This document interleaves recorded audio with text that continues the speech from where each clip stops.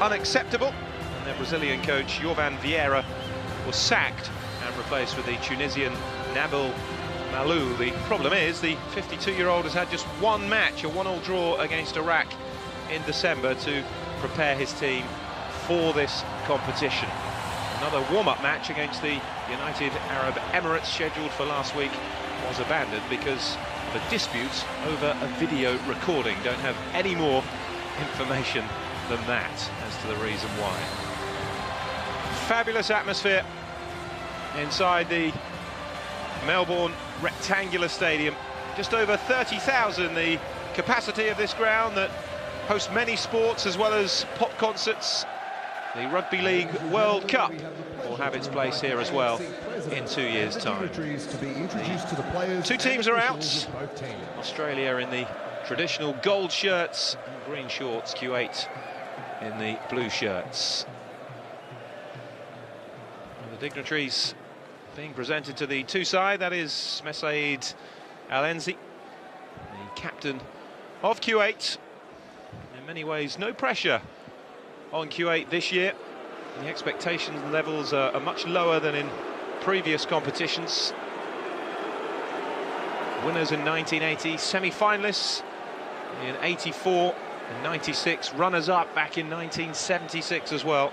The quarter-finals of 2000, though, the last time they made it through the group stages. And back in 2007, in Australia's first ever appearance in the Asian Cup, Kuwait failed to qualify.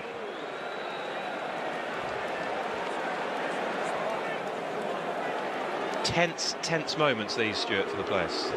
Yeah, they just want to get on with the game. The crowd are desperate for the game to get going as well. There's a great atmosphere inside the ground. Players very tense in this opening fixture, but they've got some experience in the side. Have Australia. Cahill, he said, will lead the line. Jedinak, the holding midfield player. Sparanovic, the centre half. Some key players. And watch out for Matthew Leckie, I thought was excellent at the World Cup. Can play on the right-hand side or the left, but he's a good runner with the ball. And he's a good crosser of the ball as well.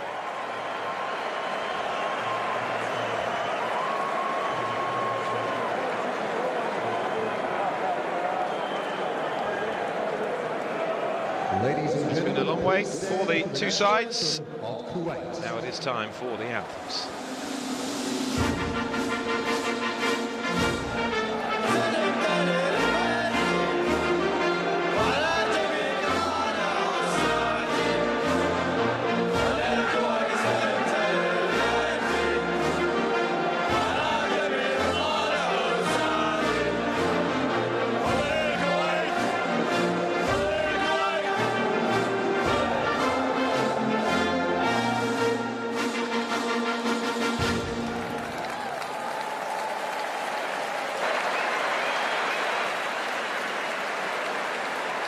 And now the national anthem of Australia.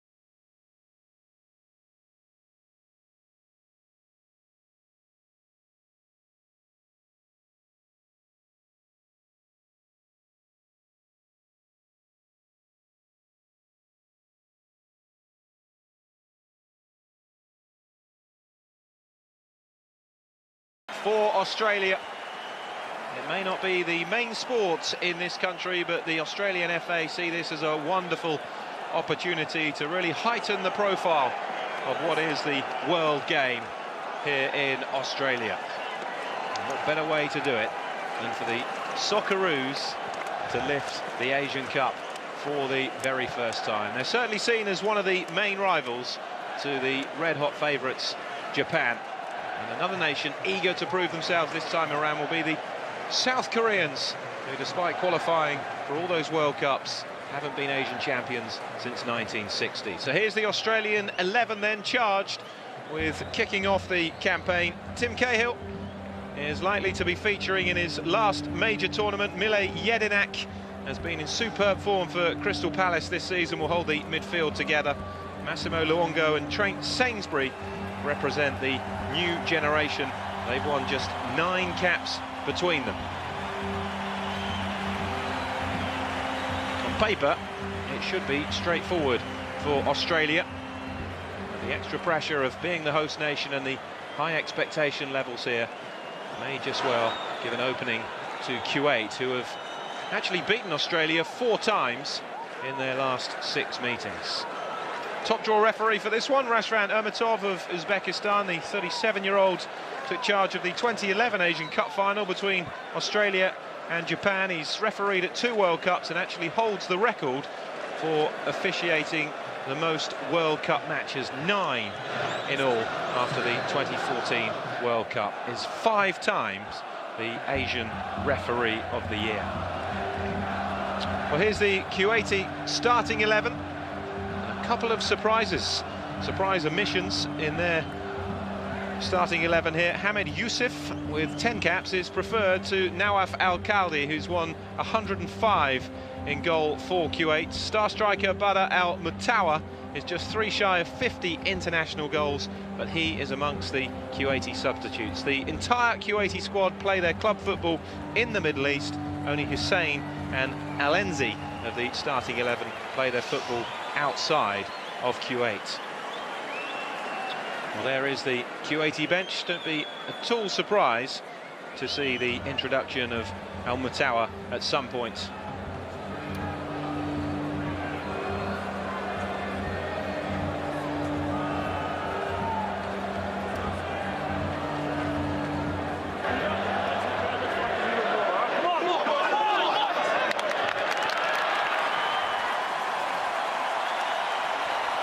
So the opening match of the 2015 Asian Cup, the quest to find Asia's champions for the next 4 years. Japan have handed the trophy back to the AFC, and it will be the runners-up from 4 years ago and the host nation this time around, Australia, to kick off this competition against the 1980 Asian champions, Kuwait. Well, boys, to take you through the action, Stuart Robson is alongside me. Stuart, Kuwait have nothing to lose, do they? No, they don't. They've put out a very defensive lineup. They're going to try and play on the counter-attack, you'd imagine. As you quite rightly say, they've got nothing to lose with a new manager. They've just got to put in a good performance. And it is Australia in the gold and green who kick off the 2015 Asian Cup. It's the moment they've been waiting for since switching from Oceania across to the AFC to improve the overall quality of the national team, gaining more competitive matches. It's certainly done that. Their main goal, or one of the main goals, is to lift this trophy. Never failed to go beyond the group stages in their 2 previous appearances, quarter-finals, and then runners-up 4 years ago. Here's Cruz. Luongo. Right back in possession, though, with Aziz. Well, not for long. He's immediately pressurised by Luongo, and it's a free kick to Kuwait. Yeah, Aziz is going to be the lone striker. Faisal's going to be playing out on the left-hand side. It's a 5-man midfield for Kuwait. Very much on the defensive right from the start of the game. There's the midfield player, Luongo, for Australia. Katani. Overhitting that, though, towards Faisal.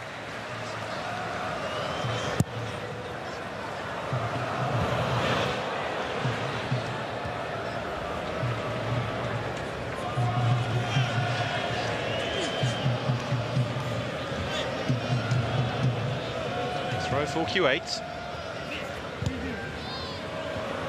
Behich getting the foot in though. Australia will be looking to start well.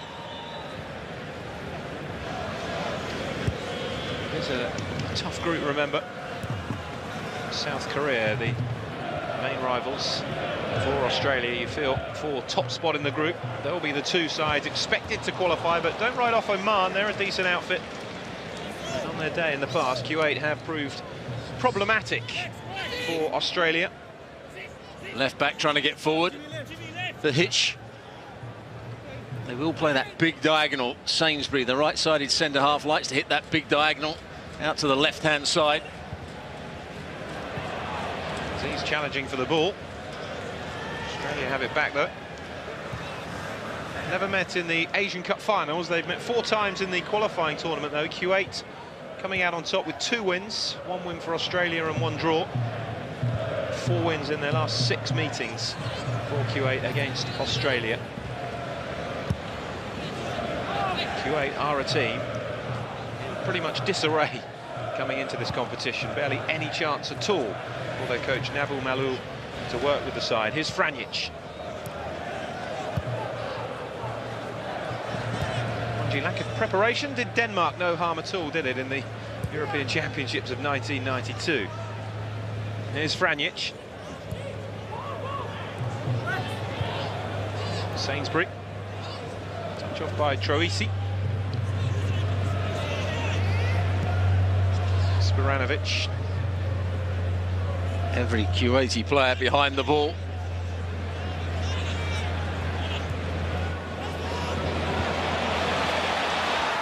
Chance here maybe to get the ball into the centre. Header behind for a corner.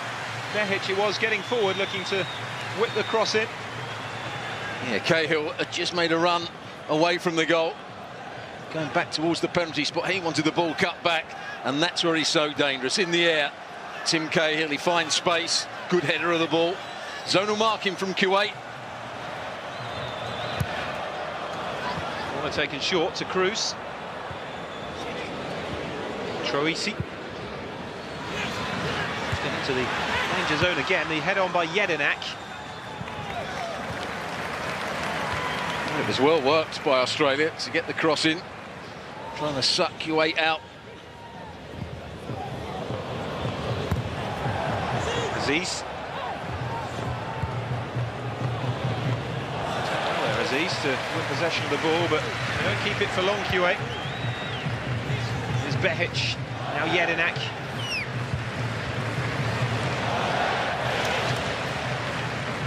Lecky. Wayward one from Troisi. When Kuwait pick up possession of the ball, the head goes up and there's nobody in blue ahead of the man in possession. Here's Al-Qahtani. Strong challenge by Sainsbury. Back though by Al-Hajri.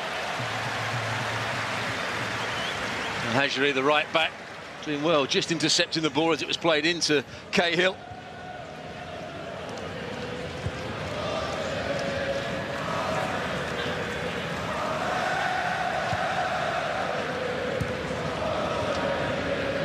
Sporanovic.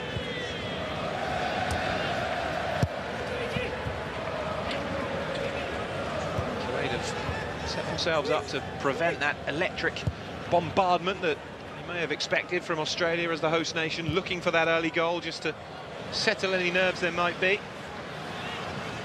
Lecky beaten to that though by Faisal. Yeah, Faisal was playing on the left-hand side of midfield. It's going to double up with the fullback against Lecky. Foul that time on Sultan.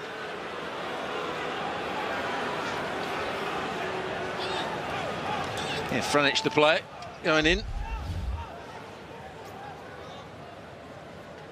Well, they were known several years ago, Australia, for being a very physical side. Not quite the same height in their team or physicality about them. Play much better football. That's how to play for Al-Qahtani. By Sultan. Touch in there again by Sultan, but Jedinak wins it back for Australia. If they are to do well, Australia, you feel that they need Jedinak to put in the kind of performances he has done for Crystal Palace so far this season in the Premier League.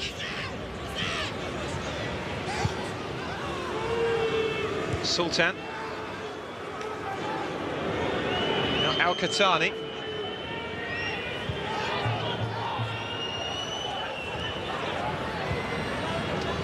Al-Qahtani again.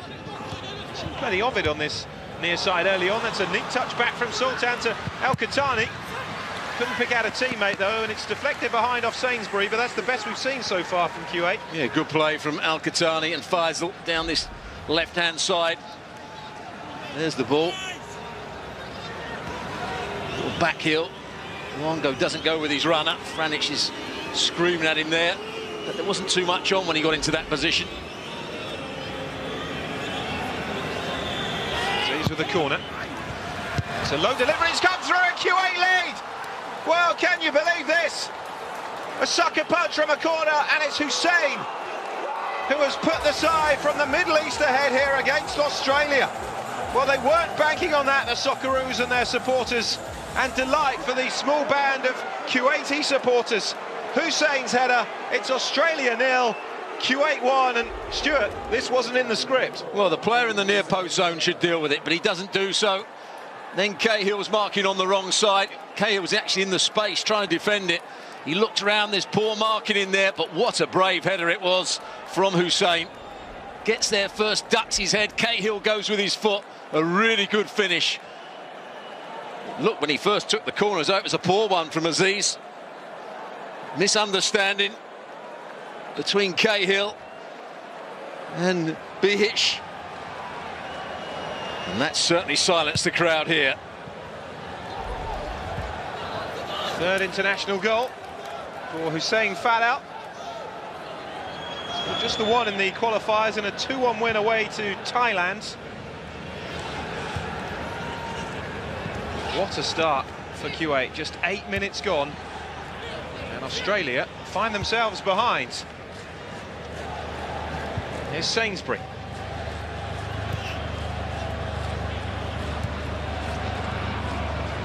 What that does, of course, is set up Kuwait absolutely perfectly to continue the way they set out.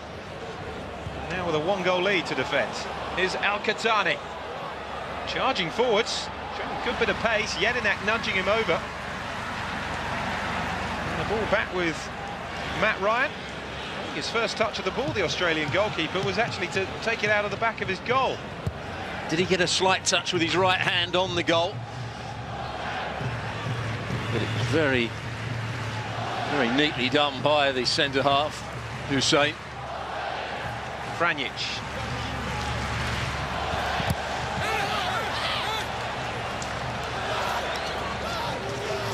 The Australian FA were talking about the need to get off to a good start to really ignite the imagination of the locals.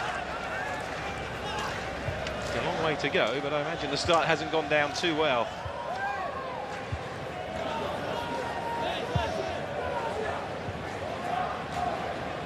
Spiranovic. Kuwait, by the way, one of 11 teams in the Asian Cup this year who've appointed a new coach in the last year. There's not been too much stability in coaching circles for the 16 qualified nations.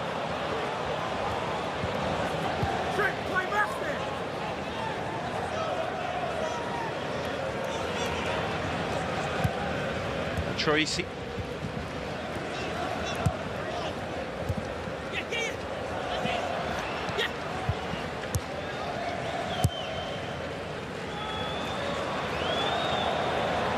Forward by Sainsbury.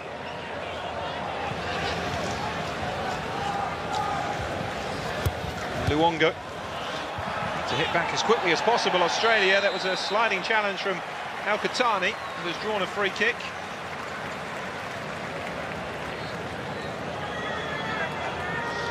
Yeah, the left-back's had a good start to the game. This wasn't one of his better moments. Just went over the top of the ball in the end. Luongo.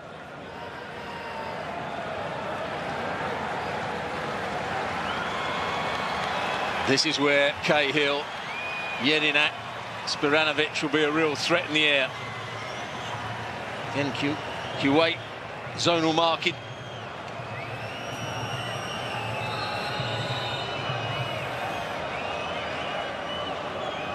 What they try and do at times, Australia, they try and shield Cahill. He gets in a little posse of players and then tries to make his run from that position so he can't be picked up. Voted in by Luongo. In the end, that's an easy gather for Hamid in the Kuwaiti goal from Spiranovic's header. Set piece is normally a strong point for Australia, attacking-wise and defensively, which was all the more surprising that Hussein was able to sneak in with that header to give Kuwait the surprise lead. Behic. Well, Cahill was the closest player to the centre-half, but he wasn't actually marking. He was in the middle of the goal, ready to attack every ball that came in. He wasn't one of the man markers. And problems for Postecoglou.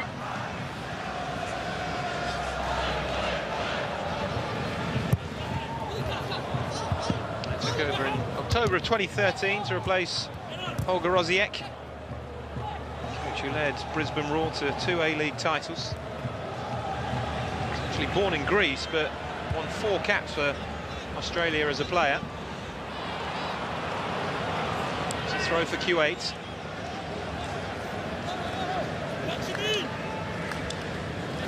Postecoglou nearly pulled off a great victory. Was in the stadium at Porto Alegre when they were 1-0 up and 2-1 up against the Dutch. They could have gone 3-1 up.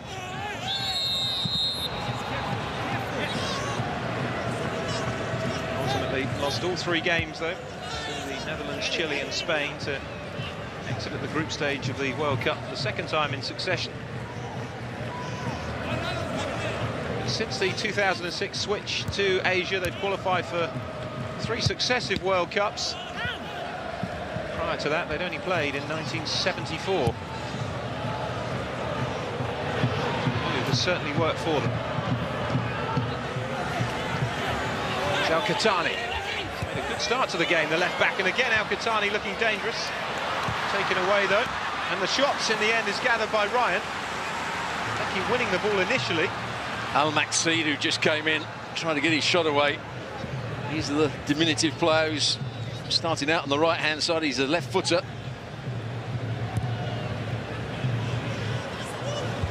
Leckie. Al-Qahtani under pressure from Leckie. Luongo trying to win it back for Australia and does. Now Leckie with the chance to cross. Gets the cross in. Cahill with the header. Cleared away by Al-Maqsid. I'll tell you what, they're getting through some work early on, the Kuwaiti players. They certainly are. Good cross from Leckie to the far post. Cahill jumping early.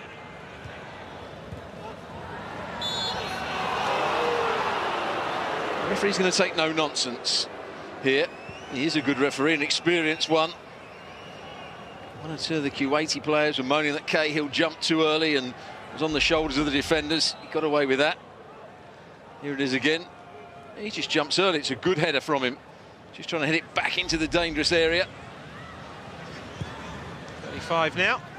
Playing his trade at New York Red Bulls in the MLS, the former Millwall and Everton player. 36 goals in 76 internationals. It's a proud record that he holds. Playing in his 4th Asian Cup now. He's played in 3 World Cups, but this is likely to be his 9th and last major international tournaments. How he will be missed. It's Behic. Towards Cahill, but cleared away by Alenzi. Spiranovic. This is Jedinak. Qahtani with the header away. Challenge by Hussein, the goal scorer. Header out by Spiranovic. It's going to be very difficult for Postecoglou's men to break through the middle of this Kuwait side. Playing very narrow, got a lot of players in there. He's going to find a way to break them down now.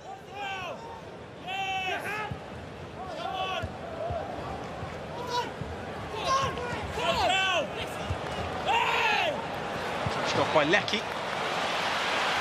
Return back from Cruz. Unorthodox challenge by Alenzi, but did the job nonetheless. Just needed to lift the ball over the foot of Alenzi, who had made his mind up that he was going to slide in. There's the danger of Lecky down the right-hand side. It's very quickly taken.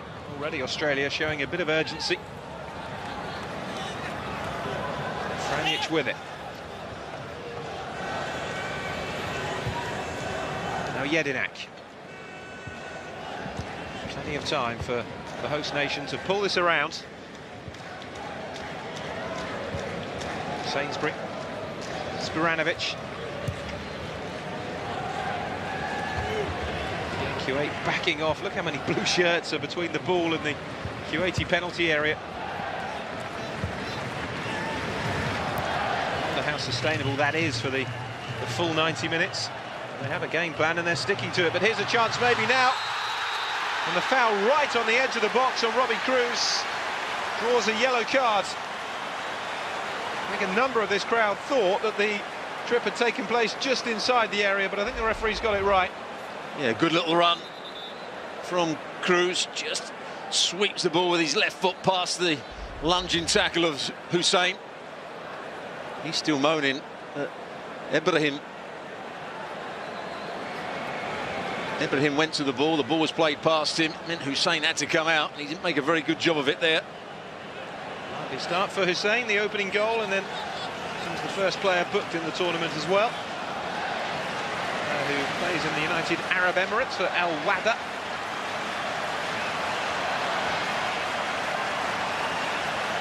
And this is a glorious chance for Australia. The target for Kuwait, of course, will be to hold on to this lead until at least half-time, and they can get a bit of respite.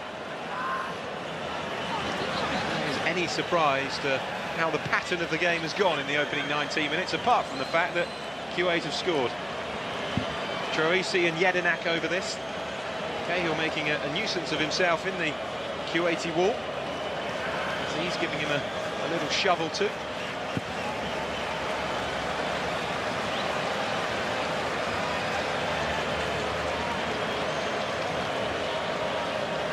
Jedinak or Troisi? No, I think it's got to be Jedinak from here. Cahill will just move out the way at the last minute, trying to block the goalkeeper's line of vision. 5 goals this season for Crystal Palace.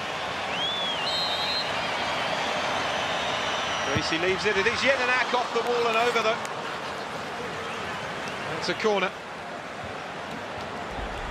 Didn't quite get the height on it here. He turns his head on it. A batch of Kuwaiti supporters behind that goal celebrated it like they did the Kuwait goal. Here comes the latest corner. Kuwait defending well so far though. Franic with the cross in. Got another 70 minutes or so of this kind of pressure. Now Cruz. There's a sea of blue shirts in there though. Kuwait clear their lines again. Now Aziz, a chance to run and relieve the pressure, and he's won a free kick. Foul by Franic. I'm surprised if Franic doesn't get a booking here. It seemed a fairly cynical trip. The referee's not going to book him on this occasion. He's going to have to lead that line very well, Aziz.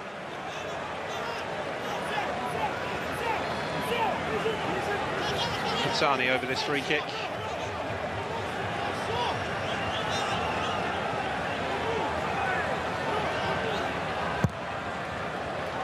By Alenzi instead.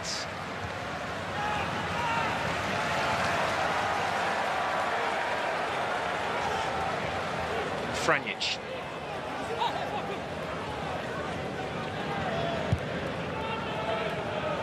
Spiranovic. For all their possession, they've not really troubled Hamid yet in the Kuwait goal, Australia. Behic. Al-Ibrahim. Alenzi. Well under pressure, here's Al-Qahtani. Australia beginning to up the work rate when Kuwait have possession. Here's Faisal. Strong challenge by Franjic. Equally determined from Al-Ibrahim. Yeah, that's what he's in the side to do. Al-Ibrahim, the holding midfield player. He's trying to protect his two centre-halves. When the ball goes out wide, he goes and joins his fullbacks as well, just to try and double up. Certainly has worked hard in this first 20-odd minutes. Sainsbury.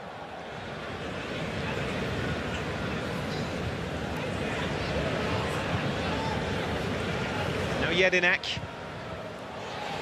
Cahill, the obvious targets. Well claimed by Hamid. Cahill felt he was being shoved there by Hussein. Yeah, the referee will keep an eye on that. There's the diagonal ball. Cahill trying to get in between the fullback and the centre-half. Hussein just gives him a nudge, makes it easy for Hamid Youssef. Needs to be careful, Hussein. He's scored the first goal of the tournament, picked up the first yellow card of the tournament. Certainly doesn't want to pick up the first red card of the competition. Behic with the throw. Would you have expected more from Australia in the opening 25 minutes? I expect more crosses to come into the box. They've got lots of possession. It's easy for them to have possession in these sort of areas. It's what they do to try and find space in the attacking third. Here comes the big diagonal. It's quite played by Jedinak. Nice turn by Leckie.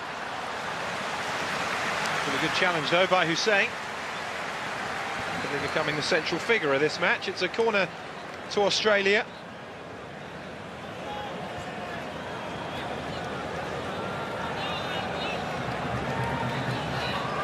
So Cahill and Spiranovic and Jedinak don't need to get in a little cluster here.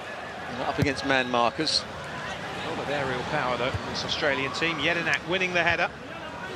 Hussein with the header away. It's a goal kick. Final touch off Jedinak. Well, Bahrain didn't exactly set the world alight in terms of their qualification. They finished second in their group, some 7 points behind Iran. Lebanon and Thailand were the other teams in that group, and Kuwait's only 2 wins came against the bottom of the table Thailand.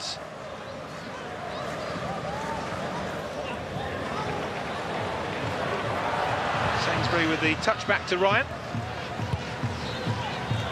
Now Spiranovic.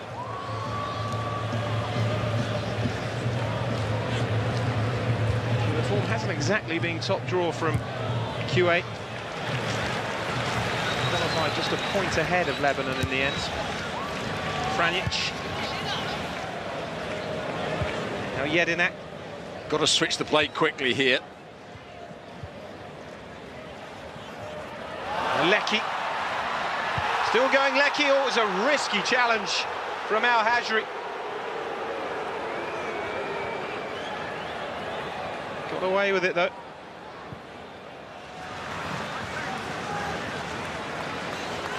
Oh, good little turn by Leckie. So good at running with the ball. When the ball gets played to him, he just tries to nutmeg the defender. There it is. Al-Hajri gets back and gets a good tackle in. Referee right on the spot, good refereeing. Another Australian corner though. Header away by Al-Qahtani. And the first time shot off target from Luongo.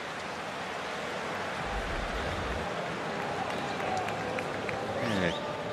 Struck it well, always going wide. Player on the edge of the box to keep it back in play, keep the pressure on.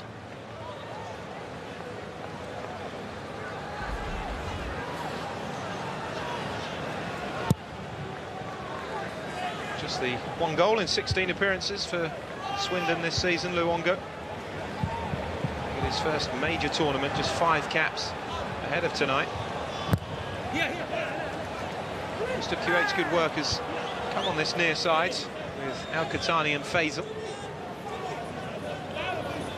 Qahtani with the throw now. It's not been good news for Swindon Town. The Asian Cup, Luongo's central midfield partner Yasser Kazim has been called up by Iraq.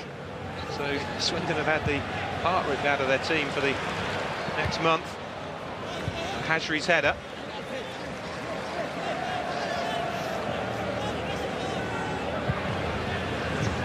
Sainsbury. Franjic. Cruz. Challenge again from Al-Qahtani. They're trying to make those little runs from inside to out to get down the side of Kuwait. Aziz.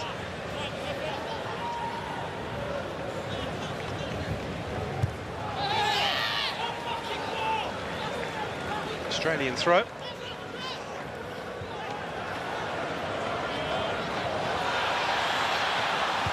Over rather easily there. The Cruz. Al-Maqsid. Al-Hajri. Back to Hussein, the goal scorer. Hamid. Too high though. Another Australian throw. Now Australia switch play quickly.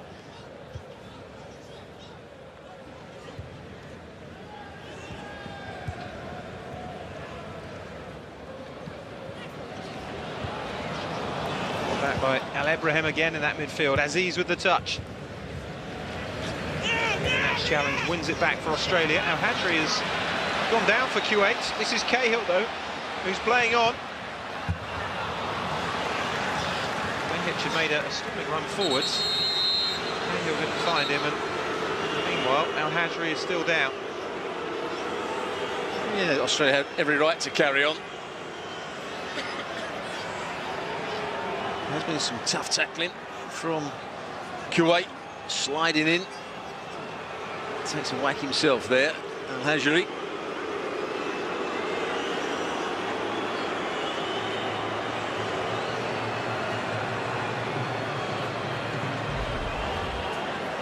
See what happens here.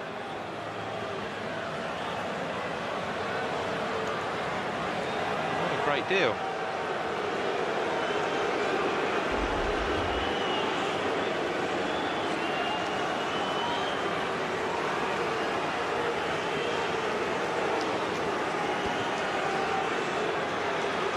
I'm sure it'll be fine. I think the crowd think he'll be fine. They do, don't they? Not too much sympathy. They do have the toughest start of any of the 16 nations at the Asian Cup, Kuwait, taking on the host nation here, and then next up in Canberra they face South Korea in what will be a repeat of the 1980 final. South Korea, as I said earlier, desperate to get their hands on this Asian Cup trophy. The first two editions of it, and then never been champions since, which is something of an anomaly given how dominant they are in the region in terms of World Cup qualification. To sit back and watch as Japan have dominated the event. Here's Behic. That is a really tough start, and then it is Oman in the final group match, as it was in the Gulf Cup. Well, that's the strange thing, isn't it, about Japan? Do well at international level, but at club level they don't do particularly well in the Asian Champions League. Whereas the Korean clubs do. Yeah, it is a strange one. Here's Luongo. Winning every challenge at the moment, Kuwait. Sultan timing that one to perfection.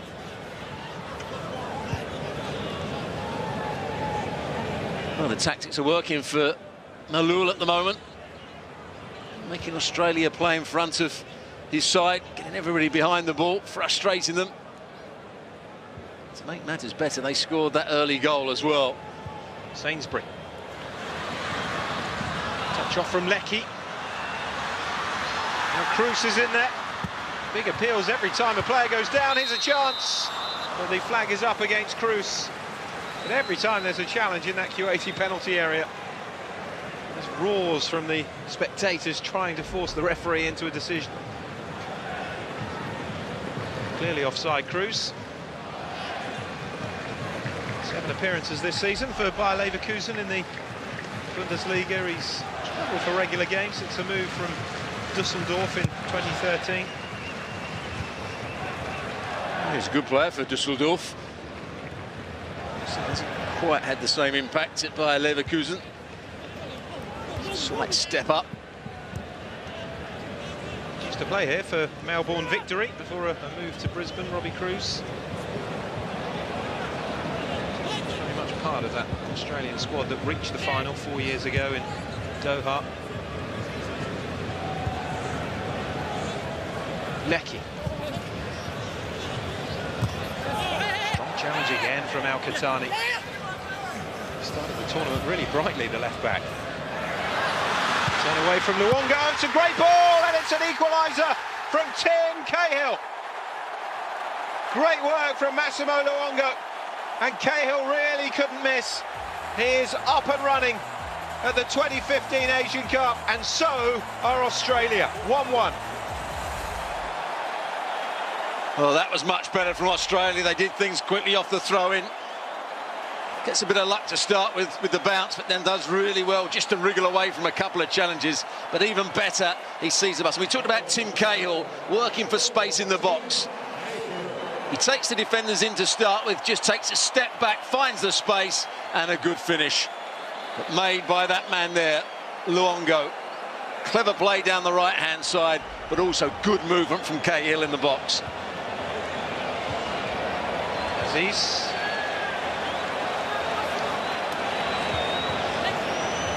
Well, they couldn't get to half-time, Kuwait.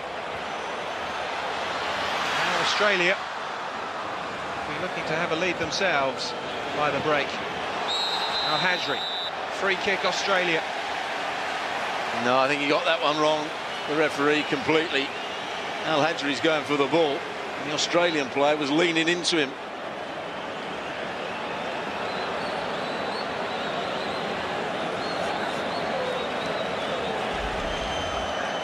Here it is again, that's a perfect tackle. What you don't see is the angle that Cruz is making no attempt to go for the ball. He's actually leaning into the player.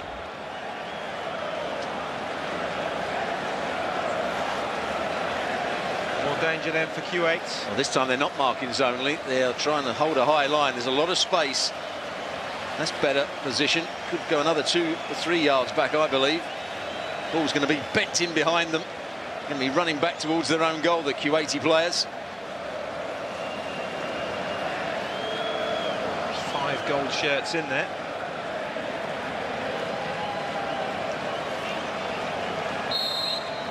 Australia hit Kuwait with a double whammy here. A delivery like that. Saying getting the initial header. Here's Faisal. No idea what Tracy was looking for there. Space was in behind the defenders. Played it the wrong side of them.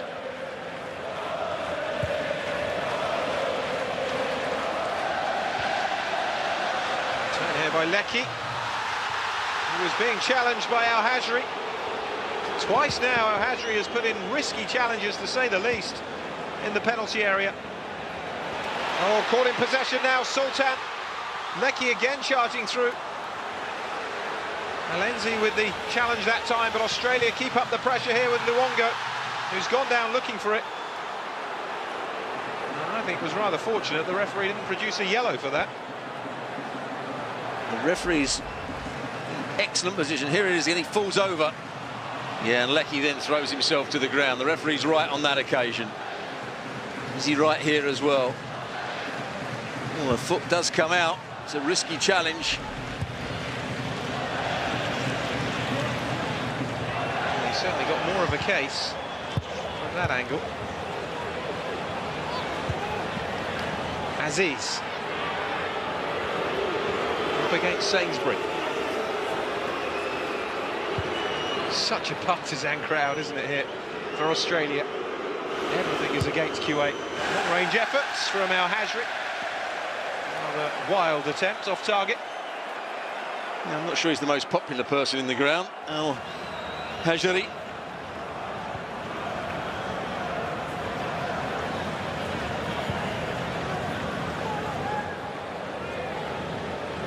Sainsbury. Franic.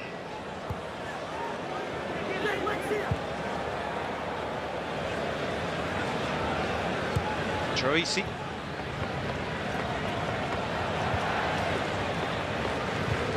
Al-Hajri to Aziz.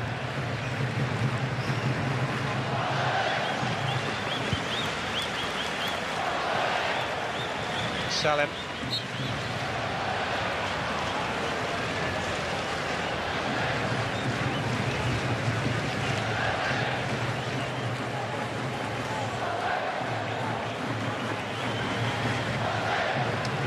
Hussein.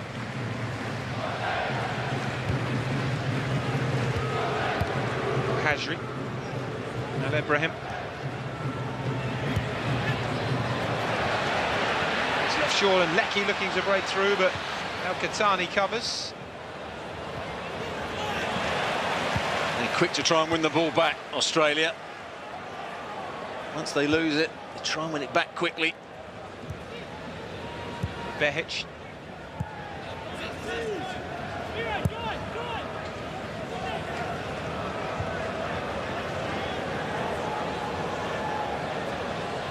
Sainsbury.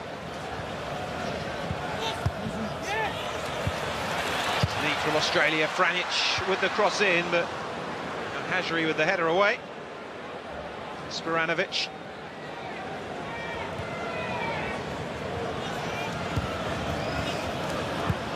Go challenged by Al-Qahtani. Can't hold on to it at the moment though, Kuwait. Now this is Franic with the ball in. It was behind Cruz though. Well, he will get forward, Franic. If Lecky goes infield, support Cahill. Franic loves to get forward down the right-hand side and get crosses in. That's the tale of the game so far. Great start from Kuwait. Australia have been dominant in possession. Haven't created too many opportunities, but the one they have created was well taken by Cahill after good play by Luongo. Alenzi. Al-Hajri.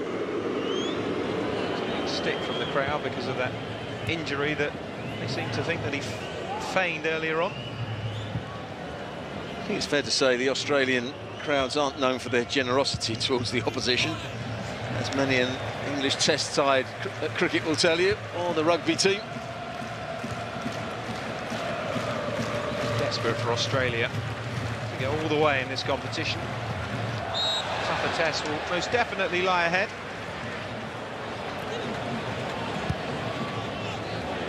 Tracy. Al-Hajri. Maxid. Sainsbury. He and Sporanovic have had so much of the ball unchallenged. Now Franic. Poor touch from Lecky though. He's fortunate to win it back off Al-Qahtani. Now Franic. Sainsbury. There's no pressure on the ball whatsoever for Australia when they have the ball inside their own half. Kuwait more than happy to sit and retreat. Troisi. Yeah, trade the 1-2 to start with. Got in behind the defender, then the ball came back to him again. Now, can they get a better delivery this time? Again, zonal marking from Kuwait. Good run at it from the Australian players. It goes. Jedinak jumping. It's a free kick for Kuwait. Jedinak with the foul on this occasion. Lindsay is down, the Kuwaiti captain. Yeah, good battle between those two players. He does get his head on it, but he actually falls on the ankle of Nasaidi Alenzi.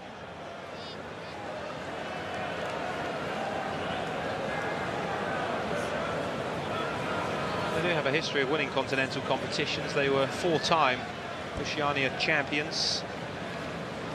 went out as such, winning the title in 2004. They never failed to reach the final of that competition. It's fair to say there wasn't too much competition in that tournament, was there? New Zealand, yeah.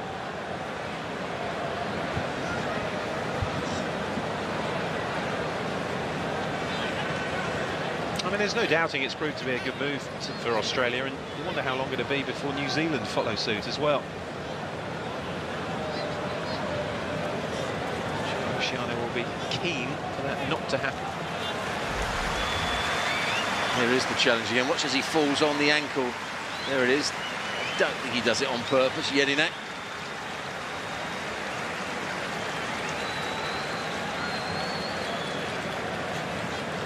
Yeah, because qualification from the Oceania group always ends up in a playoff game, doesn't it?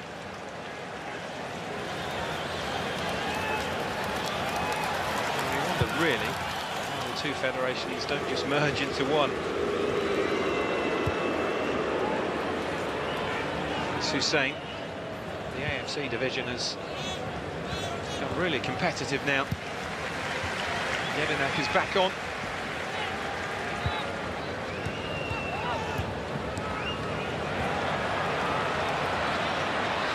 Katani, you felt, just held off making the 50-50 challenge. Ball is back with Hamid. Almost a really good pass from Parisi. Just trying to bend that ball forward. Katani. Ibrahim.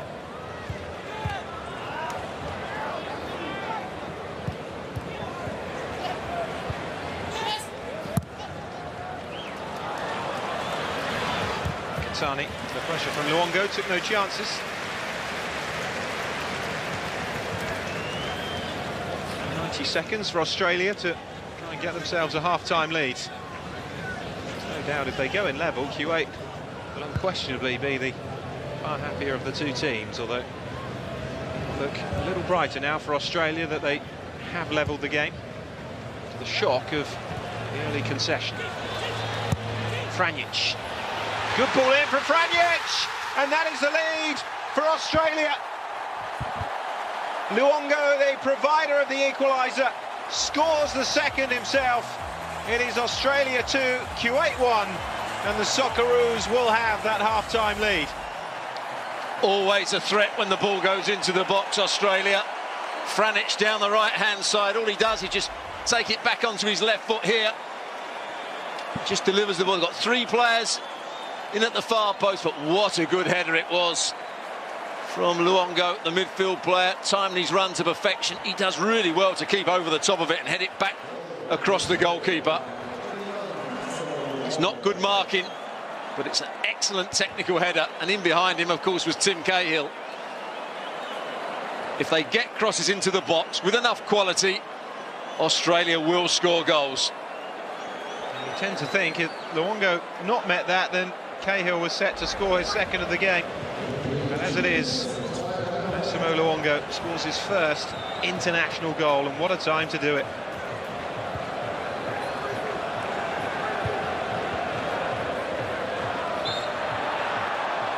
Free kick for Kuwait. Just time for the centre-halves to go up here. Centre-backs for Kuwait. Need a good delivery into the box, put a bit of pressure on Australia. Could we have another twist?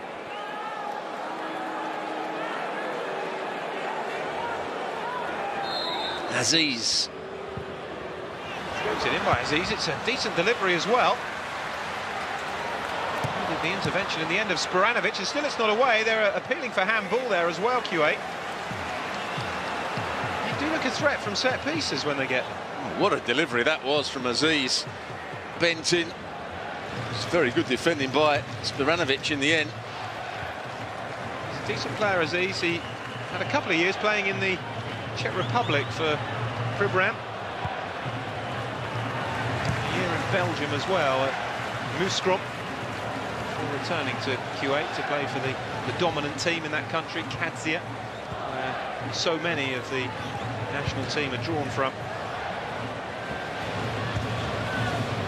Katani's header.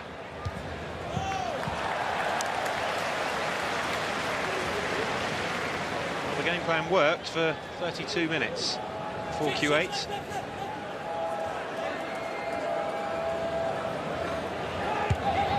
Could develop into a long second half.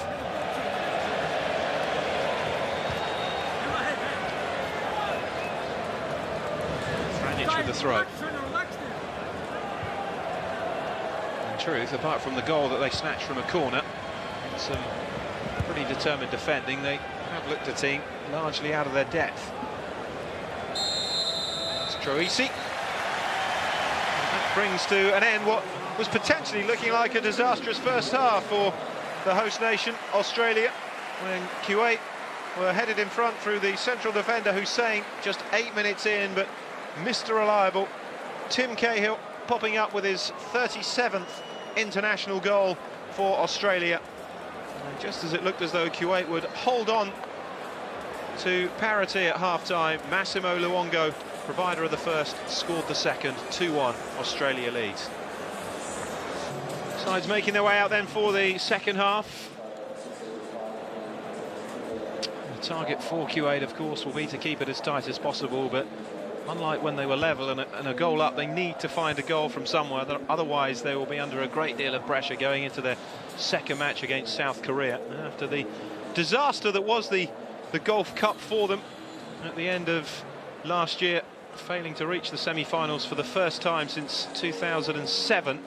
There's a very real prospect that Kuwait's Asian Cup could be over after the opening 2 games by the time they get a shot at making amends against Oman.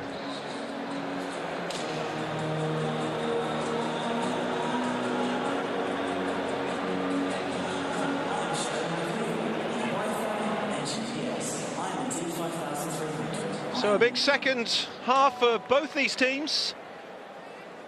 Australia looking for 3 points in the bag ahead of their second game against Oman. And Kuwait, well, they'd be absolutely delighted with a point, but given the golfing class between these two teams, it is difficult, Stuart, to make a case for Kuwait in the second 45. Yeah, it's going to need a couple of moments of inspiration from them. We didn't see too much build-up play. Had that one bit of good combination play down the left-hand side that resulted in the corner from which they scored. But apart from that, Aziz has been fairly isolated up front.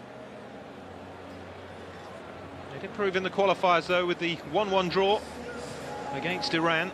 They are capable of holding their own against Asia's best. That was the only match that Iran failed to win in the qualifying tournament. Australia haven't been in the best form themselves coming into this. They lost their last 2 internationals against Qatar and Japan. They've actually only won 1 of the last 11 matches, a 3-2 win against Saudi Arabia back in September, a match that was played in London. Lost 8 of those 11 games, though, including the 3 at the World Cup. It was a tough challenge going in straight away. Sliding in, the captain,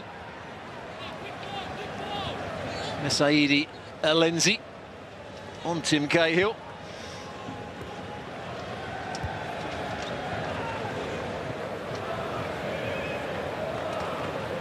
He's not slowing it in his own back, Tim Cahill.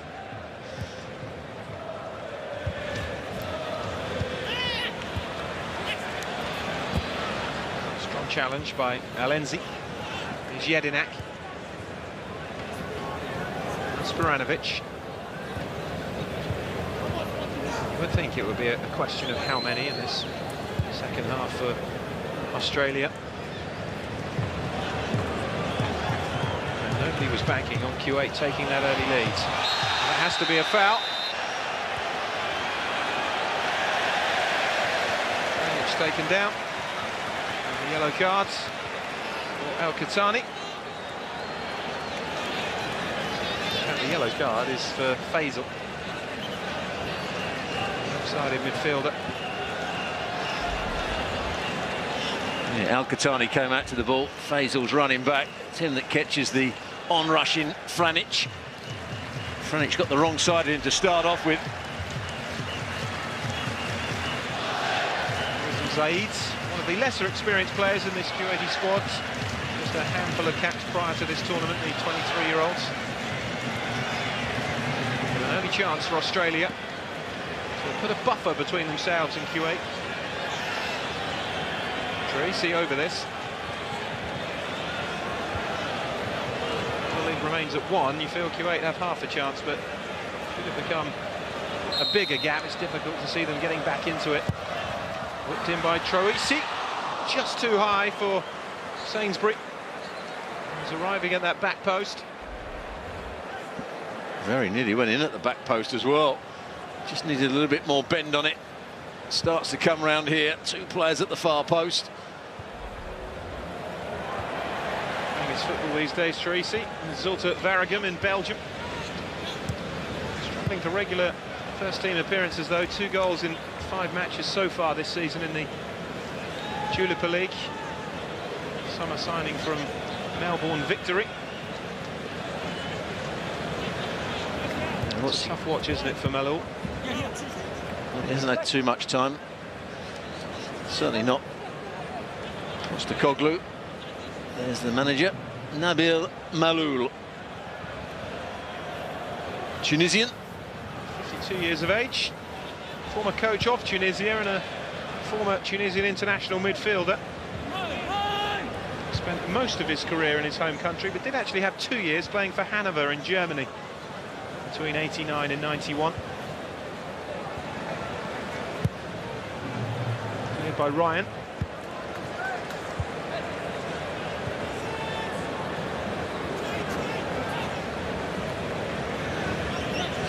Still not coming out and pressing the ball, Kuwait. Just going to play the same tactics, and hopefully they can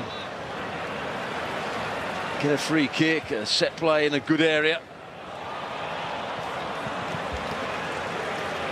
That is what they're relying on, isn't it? I mean, they haven't looked like opening up Australia at all in open play. But he's done a good job, although the results haven't been fantastic. When they went to the World Cup, they were very much considered the worst team at the World Cup.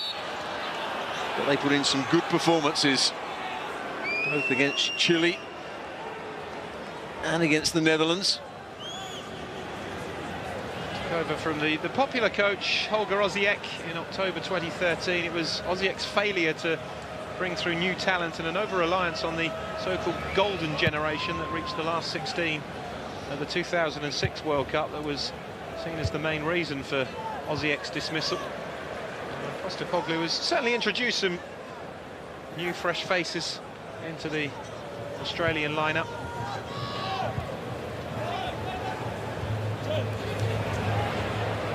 Cahill bundled off the ball though. Saleh.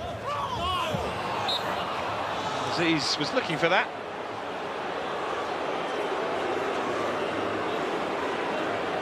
Crowd unsympathetic again.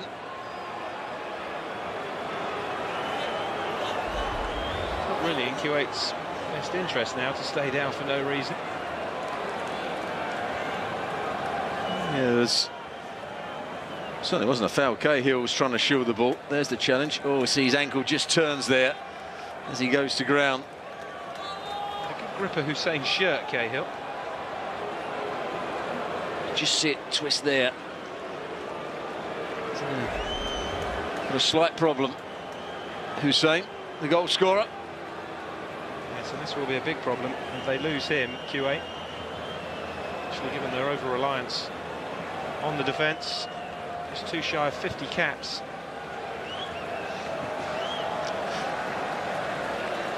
Well, as you were talking about before the game, there are 1 or 2 players that can come off the bench and make a difference.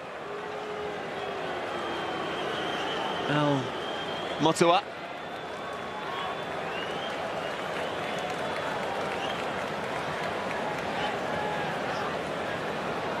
Elshem Ari, also a good attacking player.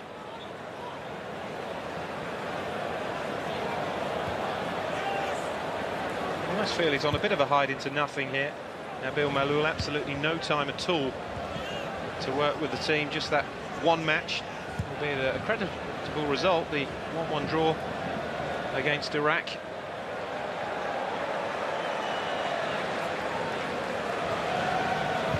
Iraq, a nation who proved that surprises do happen in the Asian Cup when they won the 2007 edition.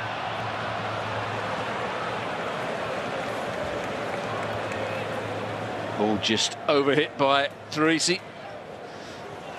Off the skiddy surface that's they're now playing on with this rain coming down. Certainly freshened everything up.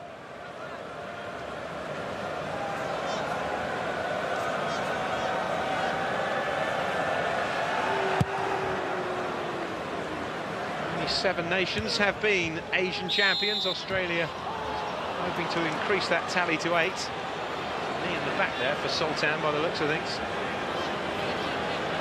One of those previous 7 winners, Israel, of course, no longer eligible to play in the competition, having made the move to UEFA.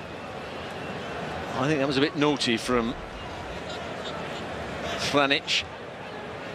It's a good jump from him, and then he just had a little flick out with his right boot. I think he knew what he was doing there. A cheap shot by the right back. It's his free kick to Hussein. He's back on again. He held on to the ball for too long, though. There's Troisi. Made a bit of a mess of that. Still limping slightly, Hussein. Unsurprisingly, haven't seen that replay of him twisting his ankle. It's miscontrols all round now, isn't it? Al-Hajri gifting Australia a throw. Behic will take it.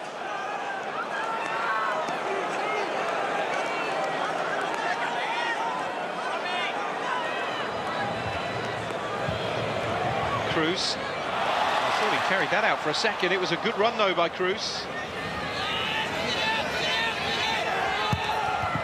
Ibrahim with the clearance. They're keeping Kuwait pen back. Behic with it. And he's struggling, Hussein. He's an experienced player. They won't want to lose him, but there comes a point, Stuart, when he's going to have to be taken off. Yeah, it's no good having a player limping around who can't run. Came on and lost the ball immediately. Behic. Hussein gets it away. The header by Al-Hajri.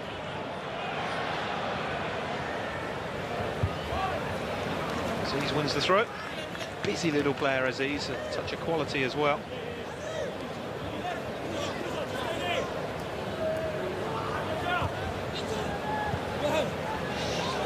Haven't really seen enough, have we, from Al-Maqsid out on this right-hand side. Talented player. There's been a lot of talk about him. Hasn't really been able to get involved in the game in that 5-man midfield. Sainsbury. It's the easiest ball for Behic to deal with, but he's done really well to pick out Cruz. Hussein hobbles away after that latest challenge. He's trying to battle on and run through the paint.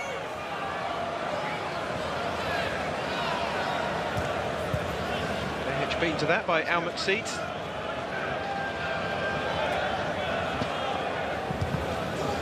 Spiranovic.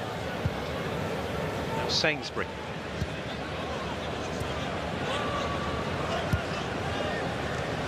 Troisi. Behic. Cruz. Jedinak. Cahill. That was a neat build-up from Australia, given away in the end by Cahill. Now they're going to try and win the ball back quickly. Kuwait going to have to play long to a lone striker. It's always going to be won back by Australia. Let's face it, given his height, Aziz is never going to win a ball like that against either Sainsbury or Spiranovic. But Kuwait were made to play that ball because Australia closed them down so quickly. It's the only option for the left back. Spiranovic. Playing in Australia now. Matthew Spiranovic with Western Sydney Wanderers.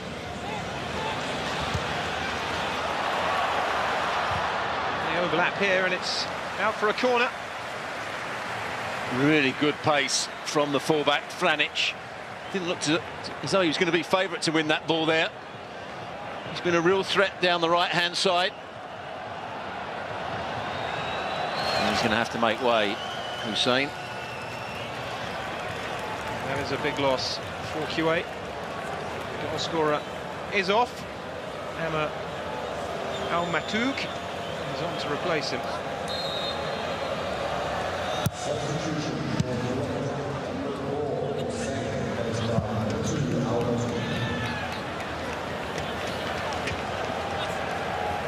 Shake of the head as he wanders away. He has twisted that ankle badly enough. It could even be the end of his competition.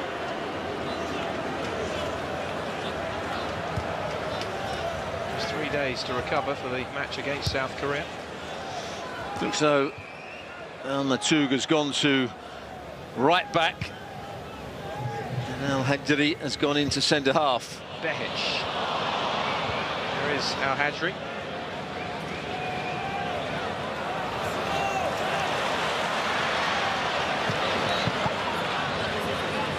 Now Behic. Back by Al-Ibrahim. Now Maxides. Closing down again by Australia, and it's never too long before Kuwait give possession up. Sainsbury.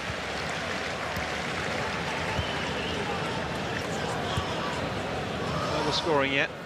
There's 2 goals 11 minutes apart, turning a 1-0 deficit into a 2-1 lead for Australia. Challenge from the substitutes. Al-Matoug, but here's a chance for Cahill, and it's a great save by Hamid. Glorious chance to increase the lead for Australia, and then his second of the night, Tim Cahill. Danger not over yet, though. Cruz. Still it's not away. As Troisi tried to burst through. Well, Cahill did most things right there.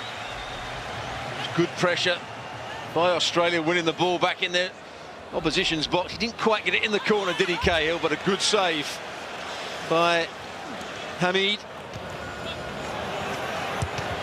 Katani. Luongo.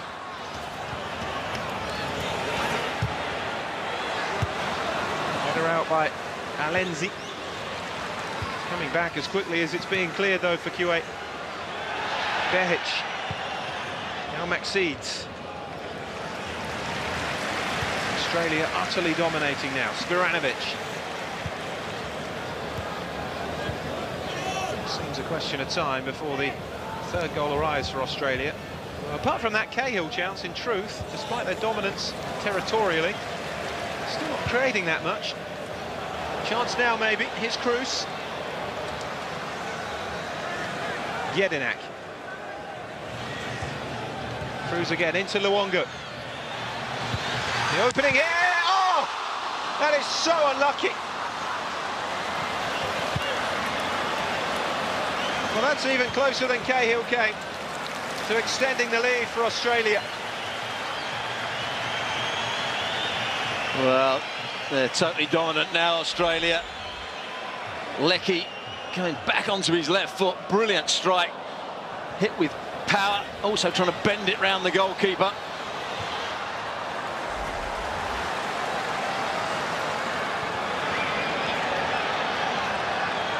Well, I thought Leckie was their best player at the World Cup, or their most dominant player at the World Cup. Hasn't been involved too much today, but that's what he can do. Plays in the German second division for the league leaders, Ingolstadt.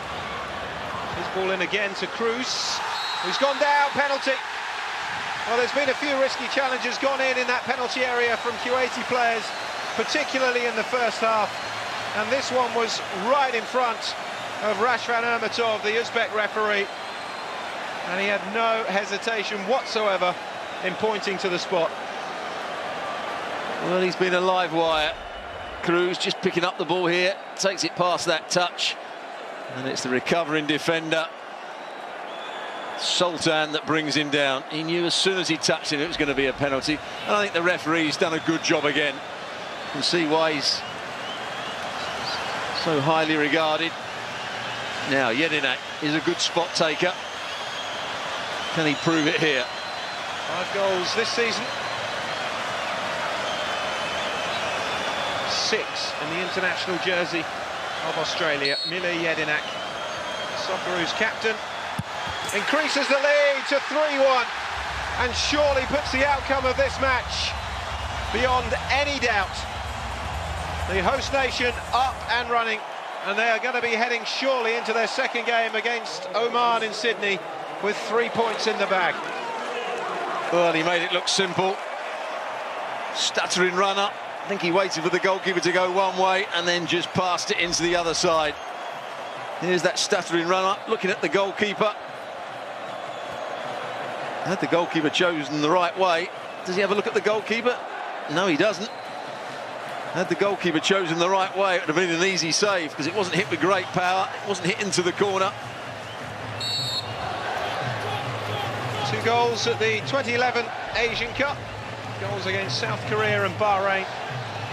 Now he has one against Kuwait to add to that list. 61st minute penalty. Australia 3, Kuwait 1. Kuwait are going to make a change here. It's Yusuf Nasser to come on, who is a forward with a good scoring record, 32 goals in 55 internationals. 3 goals in the qualifying tournament for Yusuf. Scored in the 3-1 wins against Thailand and the 1-1 draw away in Lebanon. But it's your man, Aziz, that's been brought off. The player who was playing through the middle. So it's just a straight swap, really.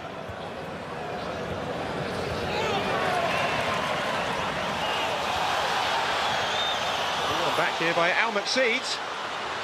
And here is Yusuf, forcing the save from Ryan. Well, what an introduction that almost was for Yusuf Nasser. Well, it all came about because they pressed the ball higher up the field, won it back. Lovely reverse ball through to Yusuf. It's all getting a bit feisty now. Some strong tackles going in. The referee letting 1 or 2 challenges go. It's been a terrific opening game. Sometimes they can be rather dour and tight affairs, opening games to major tournaments, but it's far from it. As much as Kuwait would have liked that, Australia have just simply been too good for them.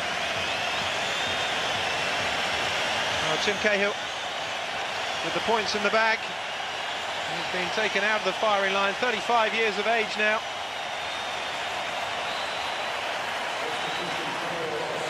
He is replaced by Tommy Juric, 23-year-old from Western Sydney Wanderers, who scored the winner in the Asian Champions League final against Al Hilal. He is on to get his first taste of the major international tournaments. Win just his 6th cap.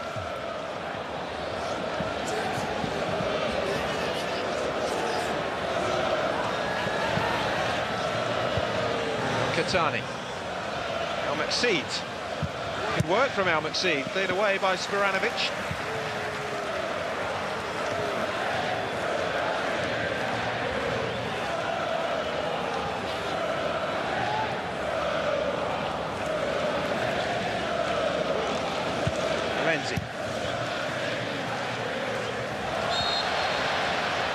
Just hear the crowd singing their appreciation of Tim Cahill. Quite rightly so as well. What a servant he's been to the Socceroos. Twice FA Cup finalists, of course, with Millwall and Everton. Well, he's certainly come a long way since I was watching him, and Lucas Neal, likes of Stephen Reid, playing in that Millwall side that got into the Championship. He wasn't the most technically gifted. Certainly had a great spring and determination. Made the most of his talent, or he's still making the most of his talent. Now Katani. Now Faisal.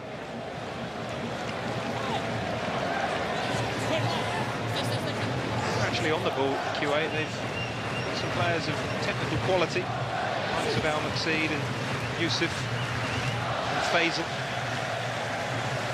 They've just been hustled out of it far too easily by Australia's work rate.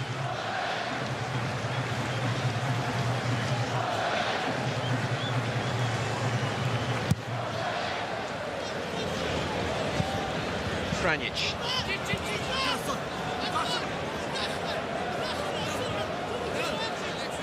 Could be a very difficult 3 games for this Kuwaiti side. Jelinek. Back by Saleh. Sultan. One of my earliest memories of a World Cup was the Kuwaiti team sitting down in protest and the head of the Kuwaiti FA coming down and complaining about a goal that they conceded against France because there was a whistle in the crowd. A complaint that was bizarrely upheld and the goal ruled out. Kuwait eventually lost the game anyway to France. It's a Michel Platini effort. It was. An extraordinary moment in the annals of World Cup history. Here's a chance now for Australia though. Cruz going through the middle, sliding challenge by Irmatov was a good one this time. Irmatov did well to get back. They just delayed the pass through to Cruz. That's what a fullback should do, get round on the cover. He saw the danger, he just about got the slide challenge in. And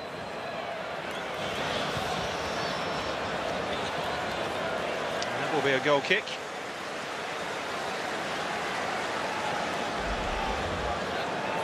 Yeah, what a challenge that is from the fullback.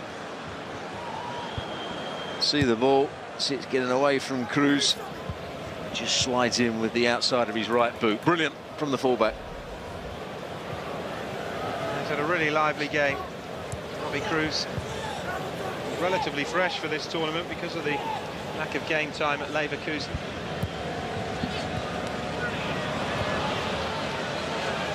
It's always the question. Fresh or rusty? Depends if he plays well or not.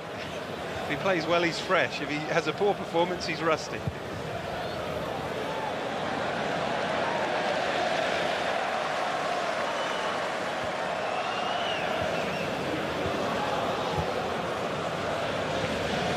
This Australian team come from wide and varied backgrounds. Many of the players plying their trade at European clubs. Kuwait don't have that. Most of the squad, as I was saying at the start, do play in Kuwait. There was an attempt from the Kuwaiti businessman Fawaz Al-Hassawi, the owner and chairman of Nottingham Forest, to get a couple of players into the city ground. Work permit issues, though, prevented that. Khaled Al-Rashidi, one of the substitute goalkeepers, did have one appearance at Nottingham Forest. Here's Saleh. Al-Maqsid. Irmatov is outside him. And that's a corner. Yeah, good switch of play. An overload down the right-hand side. Didn't make the most of it. Substitute, Irmatov. We talked in the first half about them being quite dangerous at set plays. Australia man marking with a player in the near post zone and a player on the 6-yard box who should attack everything. Score with that only corner of the first half, Kuwait. Had a doubt with though. Put away by Spranovic. To Al-Maqsid. Little ball into Saleh. And the first time shot is off the crossbar from El Ibrahim.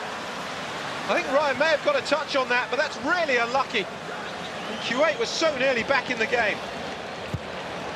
You said he may have got a touch. I think that was a great save. That was going right into the top corner. What a good strike. I think Ryan just gets his right hand to it. We'll see it again in a moment. Big moment in the game. Faisal. It's better though from Kuwait.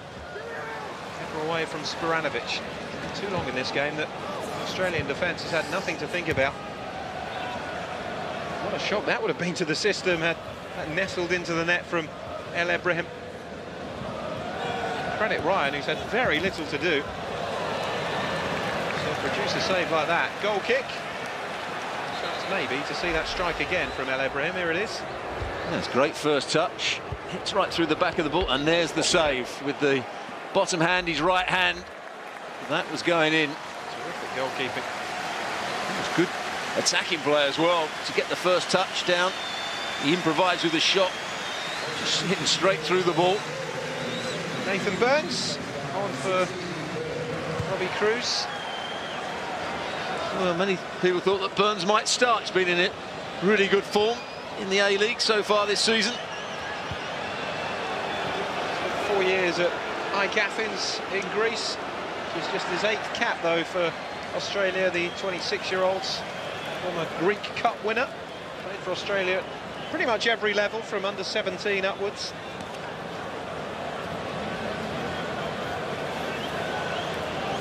Patani seems to be struggling as well for Kuwait.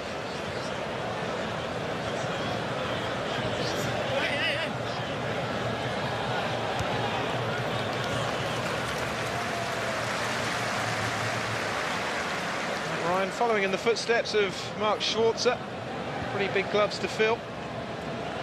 Another of the 2006 golden generation, so highly thought of. Just 22 though, Matt Ryan. First choice at the World Cup. Is Behich. Troisi. Why is his trade abroad? There's Matt Ryan in Belgium with Brugge. Voted the Belgian League goalkeeper of the year last season. The stock is certainly rising. So it would have gone a long way towards helping that as well. It was a superb piece of goalkeeping. Very nearly stayed in play, didn't it, there? It's a determined run from Juric as well to try and keep it in. Well, it's made it a much more comfortable ending to the game for Australia, that save from Matt Ryan, than it would have been at 3-2.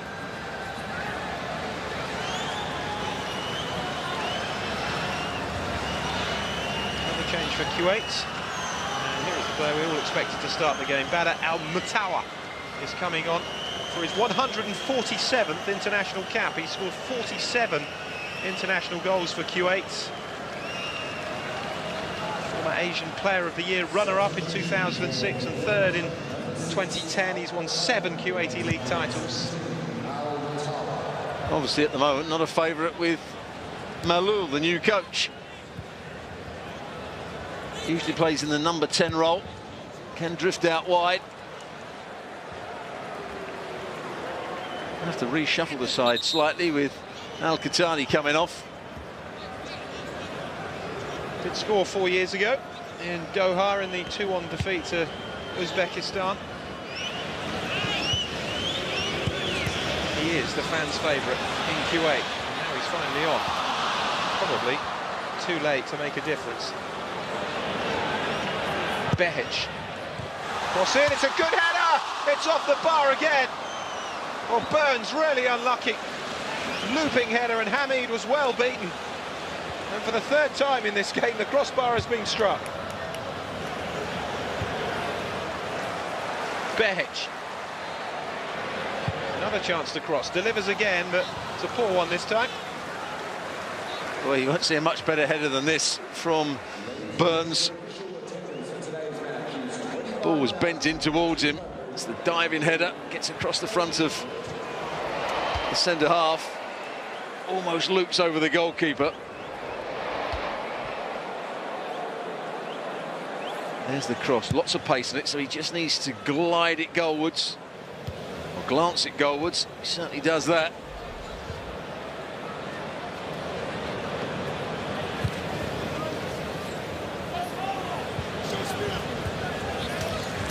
Out by Sporanovic.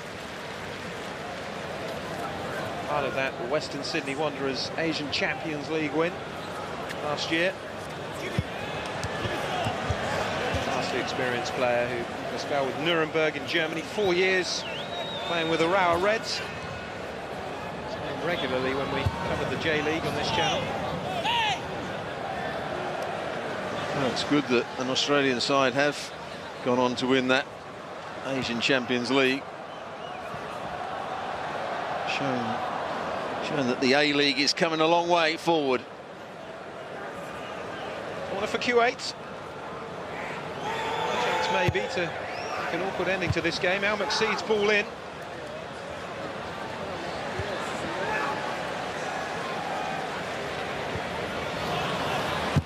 Burns. Strong challenge. Leckie has it. Touch off by Al Maqseed. Now Saleh. Lost out to Troisi. Here's Leckie. Hazri just getting a foot in the way though, but Australia have it back in search of this fourth goal. Franic. Sultan with the clearance.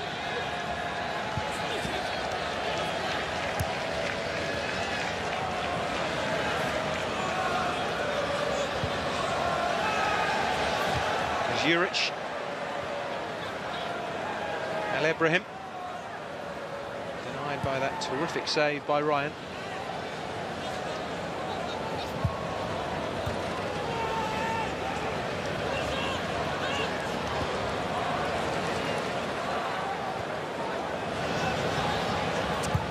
Matug. Ball in behind. Here's a chance for Matawa. And a second chance, or squares it this time. And Australia get it away. And that is a couple of times now that Australia have been more or less opened up by Kuwait. And Matawa, we feel he perhaps could have done better, but here's Leckie. Skips away from Al Hazri. Leckie. Oh, it's played behind Juric. Such an open game. Well, why he wasn't playing from the start, I'll never know. Al Matawa, his run was brilliant to stay on side. He didn't really have too many other options other than shoot for goal. He did everything right, but it was another good save from Matt Ryan. Made in by Behic. Saleh wanted too much time. It's one thing Kuwait haven't had when being in possession of the ball this evening. Troisi.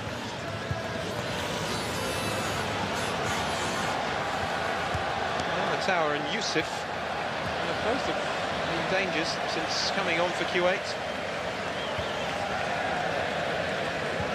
There was more than one or two raised eyebrows when Irmatov wasn't named in the starting 11. There's Luongo. Much quieter second half actually from Massimo Luongo. There's another good save. Doesn't have a look up, he just smashes it up and he tries to beat the goalkeeper for pace, but he's well positioned. And the next one, he tries just to roll it into the front player to sweep it in. And a good challenge came in from Franic. Instantly added a bit of quality. But the run, you saw the last bit of it there, but I was watching his run right from he started on the other side of the field and he stayed on side, he stayed on side, he picked out his run perfectly. Faisal. Saleh. Al Maqseed.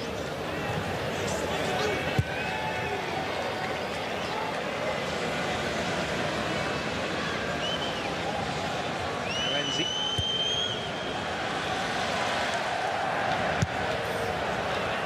Behic clears.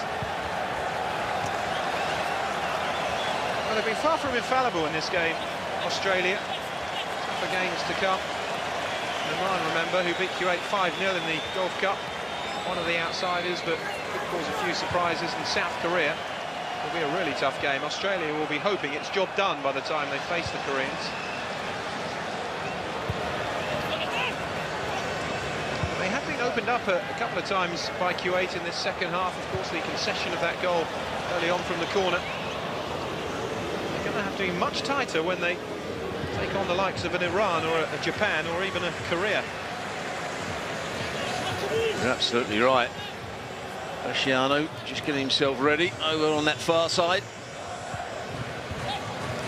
You talk about the new generation of Socceroo players, but it's very much one of the old guard coming on. Bresciano, 34-year-old, playing in Qatar these days for Al Gharafa. Following 12 years in Serie A. He will come on and win his 82nd cap. Take part in his 3rd Asian Cup. Alenzi. Time running out for Kuwait if they are to snatch an unlikely point. Up towards Al Matawa. Yusuf.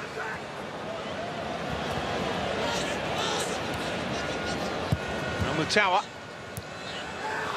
Away. Australia again, only as far though as Irmatov. It's a free kick now for Kuwait. They're wanting a yellow card. Tracy was quick to get the tackle in on Irmatov. Now a chance. Can they deliver a good ball into the box? Won't bring Bresciano on while they're defending a set play.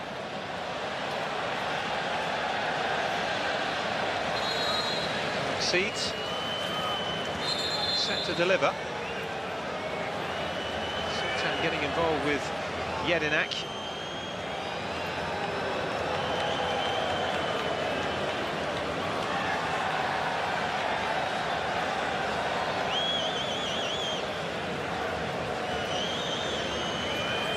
Jedinak still wants to have a little go. Hold that line on the edge of the area. Jedinak desperately. The ball in though. Well, he actually got back and defended it, but I thought his positional play was all wrong there, Jedinak. Again for Kuwait, headed away by Sainsbury.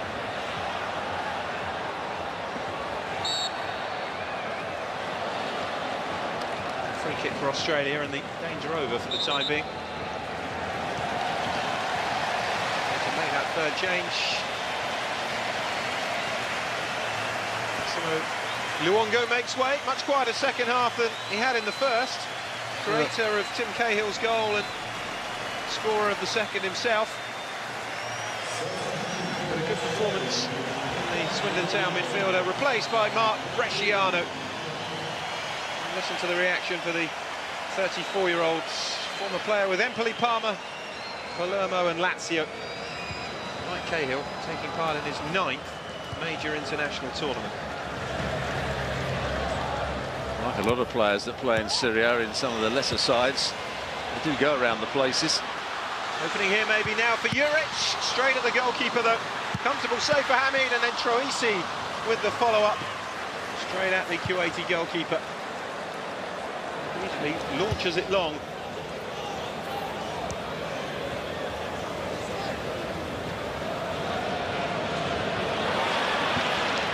Played by Leckie.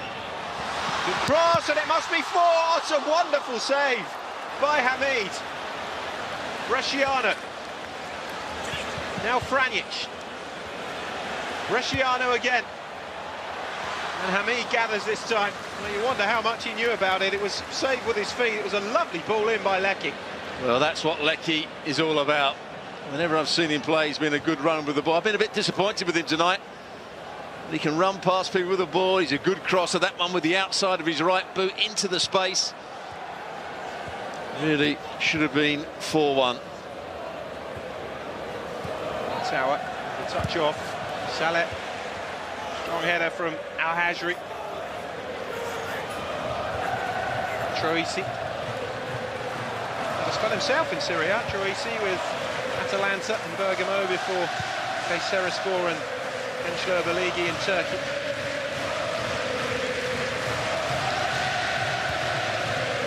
Well, it's got off to just the kind of start they were hoping for, Australia.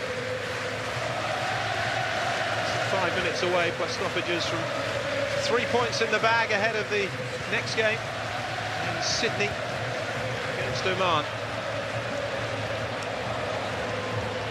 From Kuwait, the tough start continues against South Korea. Given the quality of their side, could prove to be an even harder test than playing the host. Is Yusuf. Taking on Sainsbury. The challenge should be a corner. Just about done enough, Sainsbury.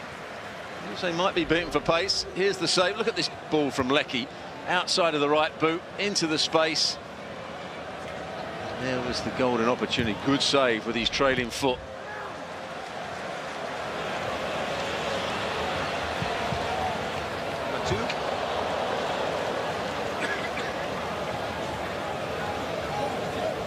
It's been wonderful viewing, hasn't it? Let's hope the rest of the Asian Cup lives up to this quality. Oh, it's a good quality pitch.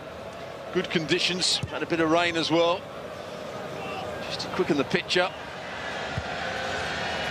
Good refereeing as well. He's allowed the play to continue. The tower.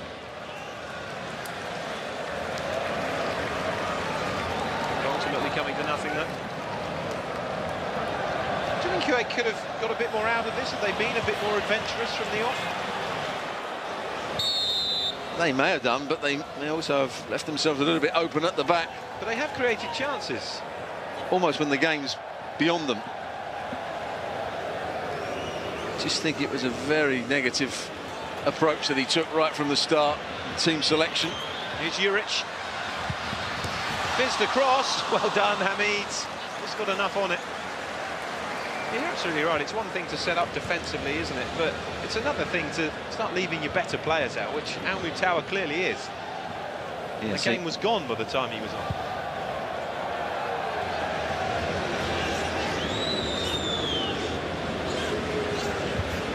And only he will know why he left him out. Here he is again. To the run of Yusuf. Tracy.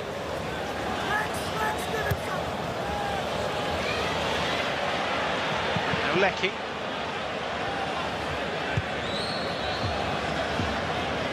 Tracy. Jedinak, whose penalty pretty much wrapped up the points just after the hour mark, after Cruz was fouled. Had a fairly easy game, hasn't he, Jedinak, just sitting in front of his two centre-halves, switching the play. Never really been put under immense pressure defensively. Hasn't hit any raking passes, he's just done everything simply and comfortably.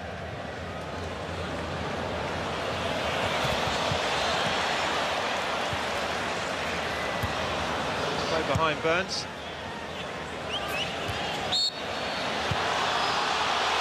It's in the net, but the whistle had already gone.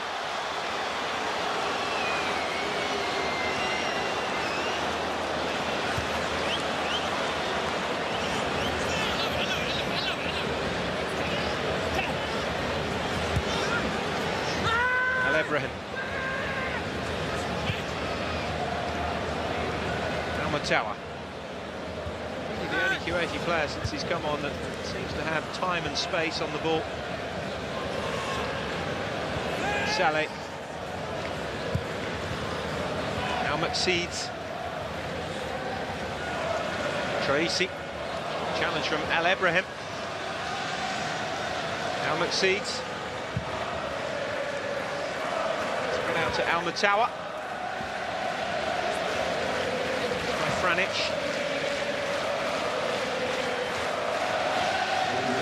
Irmatov. Straight at Ryan. Once again, good play from him.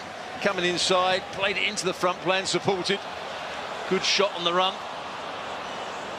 Juric. 3 minutes to be added on. I think Ange Postecoglou will be fairly pleased with his side's second half display. Be worried that certainly does. Brugge may have their work cut out keeping hold of him. Just 22. Was an A-League winner at Central Coast Mariners in 2013 before the move to Belgium.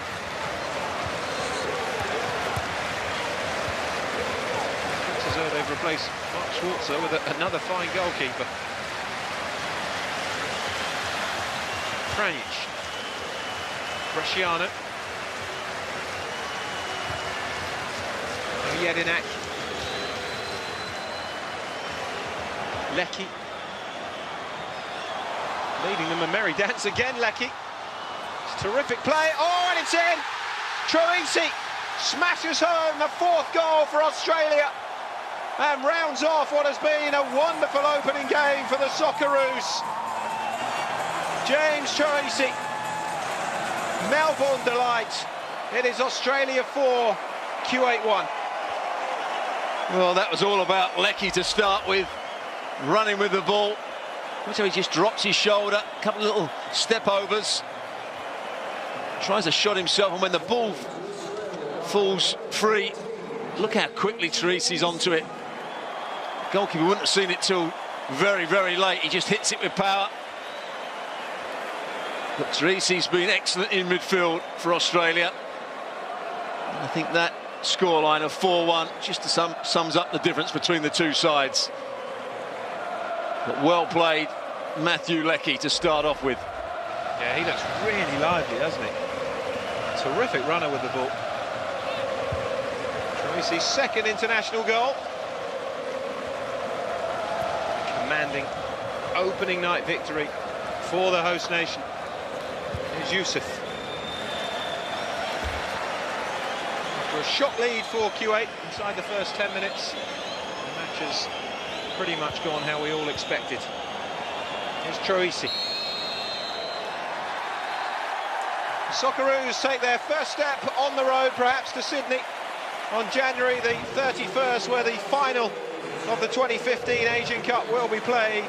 Much sterner tests will lie between now and then if Australia are to become the AFC's finest. They were given an early shock here through Hussein's goal after 8 minutes for Kuwait, but they responded well. Cahill and Luongo had Australia ahead by half-time. Jedinak's penalty and a late goal by James Troisi, rounding off what, as expected in the end, was a comfortable win for Australia. Kuwait did okay in patches, had a few chances. El Ibrahim hit the bar. Al Mutawa was lively when he came off the bench, which posed the question, why didn't their finest player start in the first place? Work to do for Kuwait then. It's South Korea for them next. It doesn't get any easier. But Australia play Oman with 3 points firmly in the bag. So no surprises, Stuart. And in the end, Australia couldn't have expected much more from the opening game. No, of course, it started off badly for them.